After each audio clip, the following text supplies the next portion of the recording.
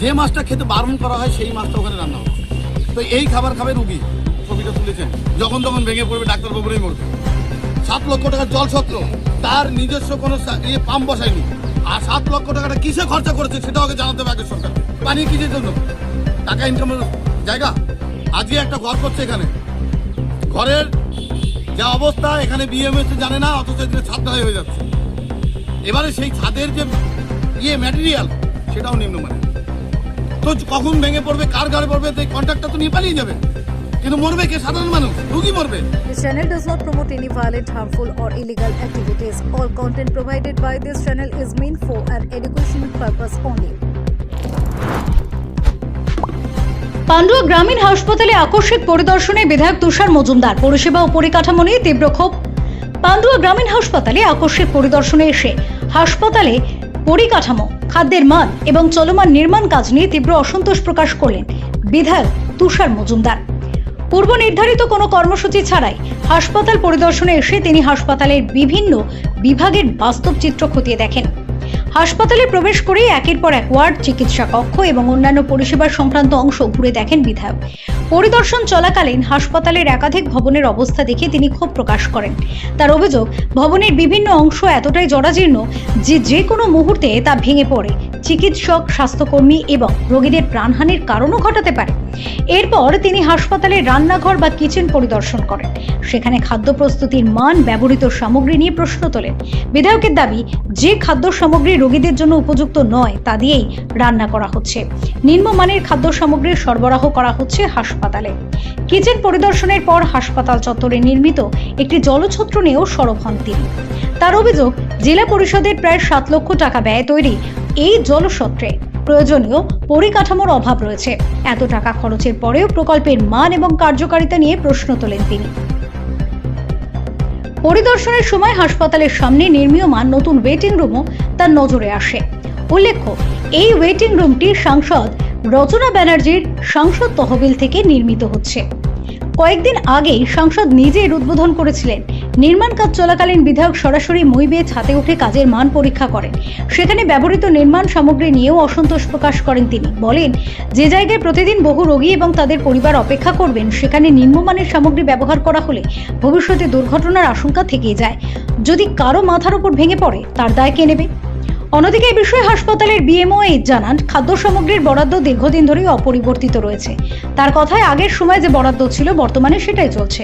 ভবিষ্যতে বরাদ্দ বৃদ্ধি পেলে রোগীদের আরো উন্নত মানের খাদ্য দেওয়া সম্ভব হবে। পাশাপাশি তিনি নতুন সরকার এবং স্থানীয় বিধায়কের কাছে হাসপাতালের সামগ্রিক উন্নয়নের জন্য সহযোগিতার আবেদনও জানান। পরিদর্শন শেষে তুষার মজুমদার বলেন, অনুষ্ঠান বা উদ্বোধনের সময় যখন আমাদের ডাকা হয় তখন সবকিছু সুন্দর করে সাজিয়ে রাখা হয়। তাই বাস্তব পরিস্থিতি জানতেই আমি হঠাৎ করে হাসপাতালে এসেছি। সাধারণ মানুষ যে পরিষেবা পাচ্ছেন তার প্রকৃত চিত্র সামনে আনাই আমার উদ্দেশ্য। সব মিলিয়ে বিধায়কের এই আকস্মিক পরিদর্শনে পান্ডুয়া গ্রামীণ হাসপাতালের পরিকাঠামোগত দুর্বলতা, খাদ্যের মান এবং নির্মাণ কাজের গুণগত মান নিয়ে একাধিক প্রশ্ন সামনে উঠে এসেছে। এখন প্রশাসন এবং স্বাস্থ্য দপ্তর এই অভিযোগগুলির পরিপ্রেক্ষিতে কি পদক্ষেপ গ্রহণ করে সেদিকেই নজর রয়েছে এলাকার। Bureau report, Kolkata mirror. দেখা গেল আপনি হঠাৎ হাসপাতালে পরিদর্শন করলেন, এখানে এসে ক্ষুব্ধ হলেন এদের পরিষেবা দেখে, কি বলবেন? দেখুন, হসপিটালে আমি না বলে আসার কারণ এটাই যে আমাকে যখন ডাকা হয় তখন বিভিন্ন রকমের সুন্দর হয়, সব কিছু সুস্থভাবে হয়, সংবর্ধনা হয়, ভালো হয় সব কিছু। কিন্তু আমি মনে মনেই ছিলাম যে আমি যখন ঢুকবো তখন আমি কাউকে বলবো না, আমি নিজেই হসপিটালে ঢুকবো। তো প্রথম মিড ডে মিল যেখানে হয়, যেখানে খাওয়া দাওয়া, যে কিচেন আছে সেখানে ফার্স্ট ঢুকেছে। তো কিচেনে যেখানে ডাক্তারবাবুদের কথা হচ্ছে চারা মাছ খাওয়ার ব্যাপার আছে, যে মাছটা খেতে বারণ করা হয় সেই মাছটা ওখানে রান্না হচ্ছে, বড় মাছ। এবং সেক্ষেত্রে খাবার যেটা আছে সেটা হচ্ছে একটা কি ডাটা নতুন বেরিয়েছে, ডাটা আর আলু, ঠিক আছে। খাবারের মধ্যে আর কিছু নেই, আর একটু মুসুরির ডাল আছে। সেই মুসুরির ডালের যে ডালটা আছে সেই ডালটাও মনে হচ্ছে কমা আছে, কারণ ডালটার বোঝা যাচ্ছে, তাকিয়ে রয়েছে ডাল। তো এই খাবার খাবে রুগী, যা ওটা দেখলাম। তো ওরা নাকি বলছে যে আমাদের আগের সরকার যে মিড ডে মিলের যে ইয়েটা দিত তাতে কম পয়সা নাকি ওদের হতো, ঠিক আছে। তো কি হয়েছে কি না হয়েছে তার একটা টেন্ডার হয়েছে। সেই টেন্ডারে যখন আপনাদের পোষাচ্ছে না তখন আপনারা বলুন বা আপনারা ছাড়ুন, বা অন্য কেউ যদি নিতে চায় নেবে। তো সেই ক্ষেত্রে হচ্ছে না, যাক শুনেছি। এবার আবার নতুন করে যদি সেরকম হয় বিএমএসকে বলবো যে এটা টেন্ডারের ব্যবস্থা করুন, যে নতুন করে তারা কী করবে। এবং আমি মাননীয় মুখ্যমন্ত্রীকে এই বিষয়টা আমি জানাবো। হসপিটালের বিভিন্ন জায়গায় যেখানে ডাক্তারবাবুরা থাকেন তার ভিতরে কোনো চর্চা নেই। আপনারা দেখেছেন, ছবিটা তুলেছেন, যখন তখন ভেঙে পড়বে, ডাক্তারবাবুরাই মরবে। যে জায়গাগুলো আছে প্রতিটা জায়গাতে হসপিটালের মধ্যে একদম বাজে ব্যবস্থা রয়েছে। সরকারগুলো রয়েছে এখানে, কারা যারা যে কটা সরকার ছিল, বাজে ভাষা বলতে নেই, চিটিংবাজ বললে হয়তো খারাপ লাগবে, কিন্তু বলবো না বিষয়টা, কিন্তু একটা তত্ত্বাবধান করেনি এই হসপিটালটাকে। একটা এখানে দেখুন জলছত্র বানিয়েছে জেলা পরিষদের, 7 লক্ষ টাকার জলছত্র, তার নিজস্ব কোনো পাম্প বসায়নি। এখানে সাবমার্সিবল যে বসানো হবে সেটা কিছু নেই, ফিল্টার হওয়ার যে জলের ব্যবস্থা সেটা কিছু নেই। আর 7 লক্ষ টাকাটা কিসে খরচা করেছে সেটা আগে জানাতে হবে আগে সরকারকে, আর জেলা পরিষদের এটা জানাতে হবে। আর এই জলটা ট্যাঙ্কি নিচ্ছে কোথায়, যেটা হচ্ছে হসপিটালে যে ট্যাঙ্ক তার সঙ্গে জুড়েছে, সেই জল আসছে, সেই ট্যাঙ্ক কবে পরিষ্কার হয় তারও ঠিক নেই। মানুষ একটাও জল খায় না এখানে, কেউ জল খায় না এই জায়গায়। তাহলে এগুলো বানিয়ে কিসের জন্য? টাকা ইনকামের জায়গা, টাকা ইনকামের জায়গা। প্রতিটা জায়গাতে ঘুম ধরিয়ে রেখেছে সরকার। তো আমি মাননীয় মুখ্যমন্ত্রীকে এই বিষয়টা তুলব যে পান্ডু হসপিটালের যে অব্যবস্থা, যেমন ওষুধের দিক দিয়ে শুনেছিলাম, তেমন যেগুলো দেখছি, যেগুলো শুনেছি সেগুলো বাস্তব। আজকে একটা ঘর করছে এখানে, ঘরের যা অবস্থা এখানে বিএমএস জানে না, অথচ এখানে ছাদ ঢালাই হয়ে যাচ্ছে।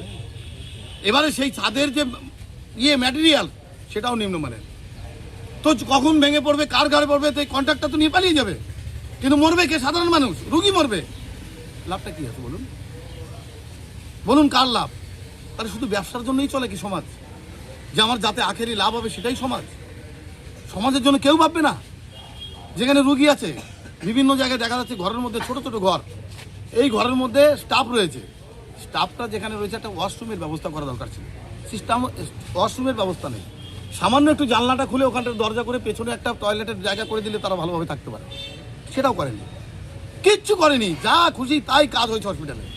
এতদিন ধরে হসপিটালের দুর্নীতির আতুর ঘর চলেছে, কিভাবে চলেছে না চলেছে আমি জানি না, কিন্তু আমি নতুন এসেছি, আমার সময়ে আমি 5 বছর যতদিন আছি, মানুষ আমাকে দায়িত্ব দিয়েছে, এই দায়িত্ব আমি পুরোটা 100% আমি বুঝে নেব, যে কোথায় কি হচ্ছে কি না হচ্ছে সেগুলো আমি বুঝে নেব।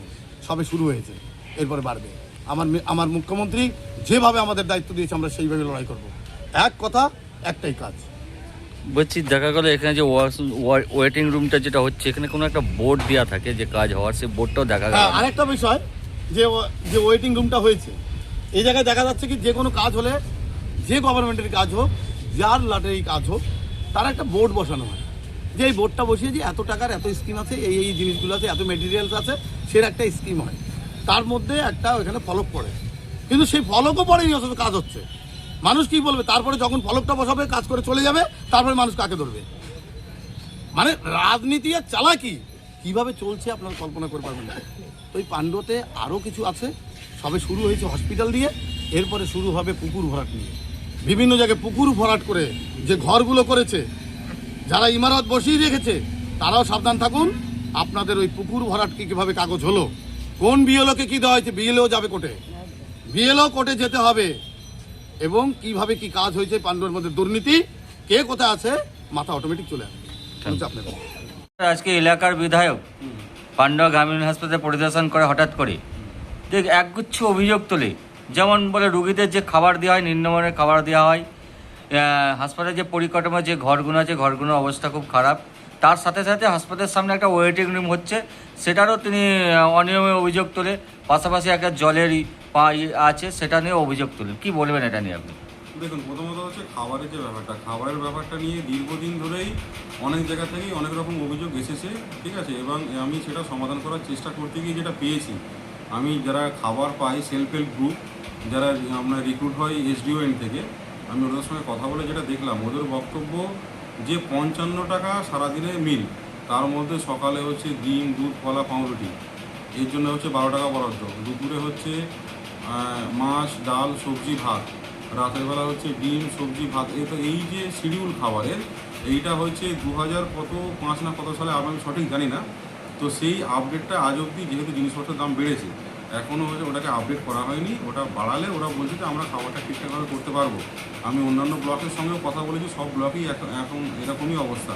তাও আমি ওনাকে অনেকবার ওয়ার্ন করেছি যে আপনি ভাই কাজ করলে ভাই করুন, নয়তো কাজ ছেড়ে দিন, কিন্তু খাবারের ব্যাপারে, রোগীদের ব্যাপারে কোয়ালিটিতে কম্প্রোমাইজ করা যাবে না। কিন্তু সমস্যাটা ওটাই বারবার বলছে যে এই টাকাতে আমরা করতে পারছি না। এবারে এমএলএ বাবু বলেছেন আমরা অবশ্যই হায়ার অথরিটির সঙ্গে কথা বলে দেখবো, এবং আমি এমএলএ বাবুকেও রিকোয়েস্ট করবো এই ব্যাপারটা দেখতে, যাতে করে ওদের রেটটা বাড়ানো যায়। আর হচ্ছে আপনার যেটা জলের যে ব্যবস্থাটা, জলে আমাদের হসপিটালে ইনডোরের মধ্যে এমার্জেন্সির ওখানে একটা কুলার কাম পিউরিফায়ার আছে, আউটডোরের সামনেও একটা কুলার কাম পিউরিফায়ার আছে, এবং হচ্ছে আমাদের যেখানে অফিস আছে অফিসের সামনেও একটা বাইরের হচ্ছে ক্লাব থেকে ওখানে করা আছে জলের ব্যবস্থা। এবার যে জলসত্রটা নিয়ে বলা হচ্ছে ওটা 2017 সালে জেলা পরিষদ থেকে বানিয়েছিল, এবং বানানোর পর থেকে ওটা সেরকমভাবে ফাংশনাল ছিল না। আমি বারবার চিঠি করার পরে আমি যেটা জানতে পারি ইঞ্জিনিয়াররা ভিজিট করার পর, যে হচ্ছে ওইখানে জলের লেভেলটা হচ্ছে এতটাই কম বা এটা ঠিকঠাকভাবে করা যাচ্ছে না, যে কারণেই হোক মোটামুটি ওটা নন ফাংশনাল এখন। এমত অবস্থায় ওইটা আমি আবার হায়ার অথরিটিকে চিঠি করবো, এবং এর মধ্যে আমার করার মতো কিছু নেই, মানে আমি যে নিজে কিছু করতে পারবো এরকম এখতিয়ার আমার নেই। দেখা গেল স্যার ইমার্জেন্সি গেটের সামনে একটা ওয়েটিং রুম হচ্ছে, সেই ওয়েটিং রুমে বিধায়ক নিজে উঠে পড়লো সিঁড়ি দিয়ে ছাদে, যা অভিযোগ করলে এখানে নিম্ন সামগ্রী জিনিস দিয়ে তৈরি হচ্ছে। কি বলবেন এটা নিয়ে? এই হচ্ছে কোয়ালিটি অ্যাসেস করলে সামগ্রীর হচ্ছে কোনটা ভালো কোনটা খারাপ। আমরা ডাক্তার, আমাদের পক্ষে এই অ্যাসেসমেন্ট করাটা খুব মুশকিল। আমরা নিজেদের পার্সোনাল বাড়ির কাজে করতে গিয়ে যেটুকু আমাদের অভিজ্ঞতা, সেই অভিজ্ঞতা দিয়ে আমরা এটা অ্যাসেস করতে পারি না। তো কালকে যখন ছাত্রালয় হয়, আমি যখন জানতে পারি এই ছাত্রালয় হচ্ছে, আমি আমার অফিসের লোকজনকে নিয়ে, যারা বয়স্ক একটু এই ব্যাপারে বোঝে, তাদেরকে নিয়ে গেলাম ওখানে। ওরা বললো না, কাজ ঠিকঠাক হচ্ছে। এবারে শিডিউল ওরাও জানে না, শিডিউল হচ্ছে আমিও সঠিকভাবে জানি না। এবার এই ব্যাপারে আমি যেহেতু এমএলএবাবু বলেছেন, আমি হচ্ছে বিডিও ম্যাডামকে এবং হচ্ছে ইঞ্জিনিয়ারকে জানিয়েছি। ওনারা আশা করি ব্যাপারটা খতিয়ে দেখবেন যে নিম্নমান কি ব্যাপারটা প্রবলেমটা আছে, আশা করি ওনারা মিটিয়ে নেবেন। স্যার এর সাথে যে হসপিটালে যে ঘরগুলো আছে, ডাক্তার দিদিরা বসে, ডাক্তারবাবুরা বসে, সেই ঘরগুলো নাকি পরিস্থিতি, এইগুলো তো হচ্ছে বিল্ডিং তো অনেক পুরনো, আর হচ্ছে মেল ফিমেল ওয়ার্ডে প্রচণ্ড গরমে, এত গরম অনেক সময় আমাদের কী হয়, এখানে সিআর হলো মা, কিন্তু শুধুমাত্র গরম ভেন্টিলেশনের কারণে আমাকে পেশেন্ট রেফার করতে হচ্ছে চুচুড়া, এরকম ব্যাপার, বাচ্চা মা অসুস্থ হয়ে যাচ্ছে। বিল্ডিং পুরানো, এইগুলো আমার এন্ড থেকে আমি হায়ার অথরিটিকে জানানো ছাড়া আমার এন্ড থেকে আর কিছু করার নেই। কোনো কনস্ট্রাকশনমূলক কাজ, যেহেতু আমাদের বিএমওএসির কোনো ইঞ্জিনিয়ার থাকে না বা ফান্ড সেভাবে আসে না, ওগুলো আমাদের এখতিয়ারের মধ্যে পড়ে না, আমরা ওটা করতে পারি না। আমরা হায়ার অথরিটিকে জানাতে পারি, আর তার সঙ্গে সঙ্গে আমি এমএলএ বাবুকে একটা চিঠি করবো এই বিষয়ে, উনি যদি হেল্প করেন যে হসপিটালের পরিকাঠামো উন্নতি বিষয়ে। আর বিল্ডিংগুলো দীর্ঘদিনের পুরনো, আর প্রচণ্ড গরমে অনেক জায়গাতে বট গাছের শিকড় ঢুকে গেছে, আমি অনেকবার কেটেওছি, বিষও দিয়েছি, কিন্তু গাছগুলো মরছে না, জল টল পড়ে, এগুলো অনেক সমস্যা আছে যেগুলো আমার এন্ড থেকে আমি এ করতে পারবো না, ওটা আমার এখতিয়ারের মধ্যে পড়ে না। Thank you sir. স্যার কি নাম আর কি পোস্ট? আমার নাম ডক্টর শেখ মঞ্জুর আলম, আমি এখন পান্ডুয়ার পোস্ট। मंजिल उन्हीं को मिलती है जो रुकना नहीं जानते। हर सफर का नया हौसला, Hooghly Motors E auto.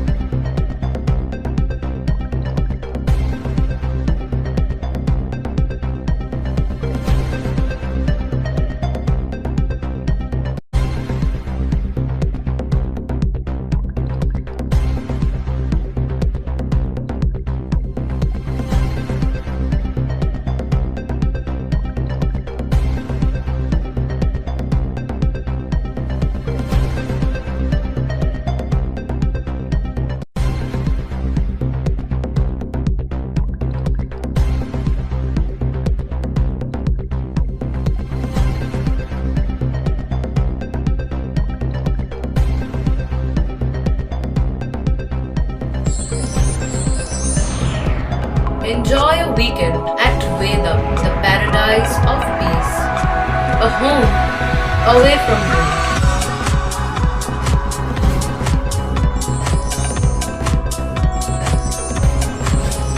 See yourself resonating with the nature. Vedam welcomes you to create your best memories.